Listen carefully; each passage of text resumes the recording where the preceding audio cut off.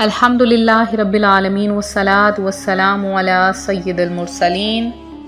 اما بعد فاعوذ باللہ من الشیطان الرجیم بسم اللہ الرحمن الرحیم۔ روحانی وظائف چینل کی جانب سے تمام معزز ناظرین کو السلام علیکم۔ روحانی وظائف چینل لایا آپ کے لیے آج ایک ایسا عمل کہ جس کے کرنے سے آپ کا جو دشمن ہے اس کی زبان بند ہو جائے گی اور آپ کا دشمن ذلیل و رسوا ہو جائے گا اور آپ دشمن کے شر سے ہمیشہ محفوظ رہیں گے اور کبھی بھی وہ آپ کو کسی قسم کا نقصان نہیں پہنچا سکے گا۔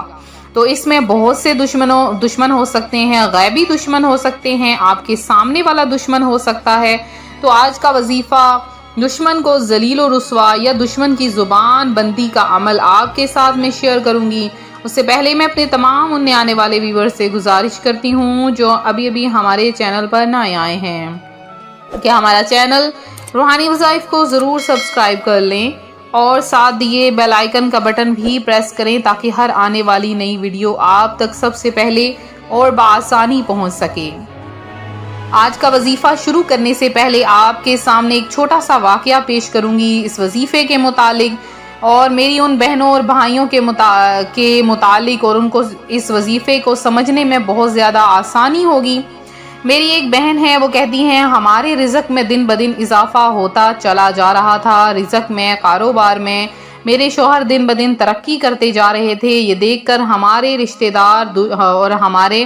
دوست احباب حسد کرنے لگے اور ہم پر مختلف قسم کے جادو ٹونے وغیرہ کرنے لگے۔ میں بہت زیادہ پریشان رہنے لگی کہ آخر مجھے کیا کرنا چاہیے۔ اسی پریشانی کے عالم میں ایک دن ایسا ہوا کہ میں جب صبح کے وقت اٹھی تو میں نے دیکھا کہ ہمارے گھر میں خون کے مختلف جگہ پر چھینٹے پڑے ہیں۔ میں بہت زیادہ پریشان ہو گئی کہ اب اس کا کیا کرنا چاہیے،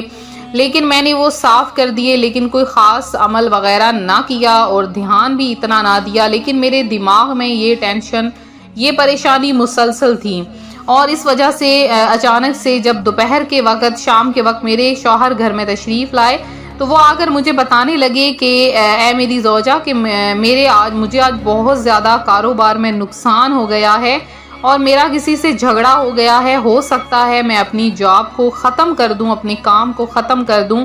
میں بہت زیادہ پریشان رہنے لگی اور اسی پریشانی کے عالم میں ایک دن میں نے دیکھا کہ میں نے جو نیا سوٹ سلوا کر اپنا بالکل شاپر میں شیٹس میں پیک کیا تھا، جب میں نے نکال کر دیکھا تو جگہ جگہ پر کٹ کے نشان تھے اور مجھے گھر کی ایک کونے میں چٹکی بھر کٹے ہوئے بال بھی ملے۔ اور اس طرح سے میرا یقین اور زیادہ پختہ ہو گیا کہ کوئی ایسا دشمن ہے جو کہ حسد کر رہا ہے، جلن کر رہا ہے اور مختلف قسم کے ایسے عملیات ہم پر کیے جا رہے ہیں کہ جو پریشانی کا باعث ہیں۔ لہٰذا میں نے آپ کا چینل دیکھا اور وہاں سے میں نے وظیفہ دیکھا اور اس وظیفے کو میں نے کیا، لیکن پھر بھی میں نے سوچا آپ سے کانٹیکٹ کیا جائے اور چنانچہ اس بہن نے ہمیں میل بھیجی ہے، سارا واقعہ بتایا اور ہم نے انہیں یہ وظیفہ بتایا۔ اللہ تبارک و تعالیٰ کے کرم سے ان کے شوہر پھر سے اسی کاروبار پہ لگ گئے ہیں۔ تو یہ آج ایک ایسا وظیفہ، وہی وظیفہ بالکل آپ کے ساتھ میں شیئر کروں گی جس وظیفے نے اس بہن کو بہت زیادہ کامیابی سے ہمکنار کیا۔ تو آپ نے سورہ لہب کے بارے میں سنا ہوگا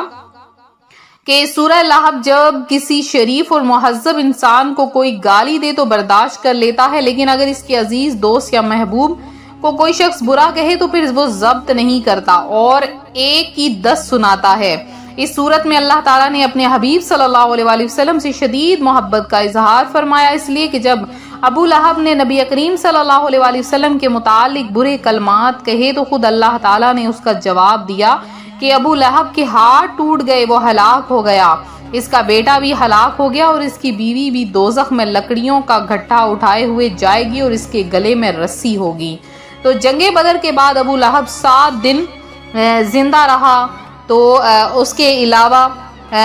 ایک ایسی اسے بیماری میں مبتلا کر دیا گیا کہ اس کا جسم جو ہے وہ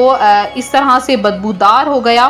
اور جب وہ مر گیا تو اس کی جسم سے بدبو آتی، اس کی لاش 3 دن تک پڑی رہی اور لوگ اس بیماری سے طاعون کی طرح بھاگتے تھے، حتیٰ کہ قریش کے ایک شخص نے اس کے بیٹوں سے کہا کہ تم کو حیا نہیں آتی، تمہارے گھر میں تمہارے باپ کی لاش سے بدبو پھیلی ہے اور تم اسے دفن نہیں کرتے ہو، اور وہ اس کو ہاتھ تک نہ لگاتے۔ تو اس صورت میں ابھی ہمیں یہی تعلیم ملتی ہے۔ تو آج میں آپ کو سورہ لہب کا ایک ایسا عمل بتاؤں گی کہ اگر آپ کسی کو شدید محبت میں مبتلا کرنا چاہتے ہیں، یا آپ کسی دشمن کا اثر زائل کرنا چاہتے ہیں، کسی دشمن کو نیست و نابود کرنا چاہتے ہیں، تو آپ نے کیا کرنا ہے، تقریباً ایک ہتھیلی میں ایک چمچ آپ نے مٹی کی لے لینی ہے، مٹی آپ نے لے لینی ہے،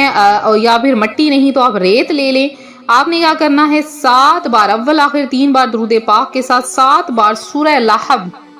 اونچی آواز سے پڑھنی ہے، آہستہ نہیں، اونچی آواز سے آپ نے پڑھنی ہے، آرام آرام سے، اور پھر اس مٹی پر دم کر کے جو دشمن کا گھر ہے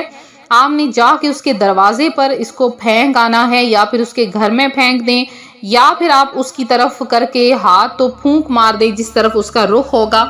جتنا بھی دور ہوگا وہ نیست و نابود ہو جائے گا آپ کا دشمن، یا آپ کے خلاف جو سازشیں کر رہا ہوگا وہ ختم ہو جائیں گی۔ اگر آپ کسی کو شدید محبت میں مبتلا کرنا چاہتے ہیں تو آپ نے 3 دن لگاتار روزانہ 7 بار سورہ لہب کو پڑھنا ہے، اور اس میں اپنے محبوب کا تصور کرنا ہے۔ انشاءاللہ آپ کا محبوب آپ کی محبت میں مبتلا ہو جائے گا۔ آپ نے کسی کا جادو پلٹوانا ہے تو آپ نے کیا کرنا ہے، آپ کو کچھ آثار نظر آ رہے ہیں، یا آپ چاہتے ہیں کہ آپ کے گھر میں کاروبار میں رزق میں برکت ہو جائے، تو آپ نے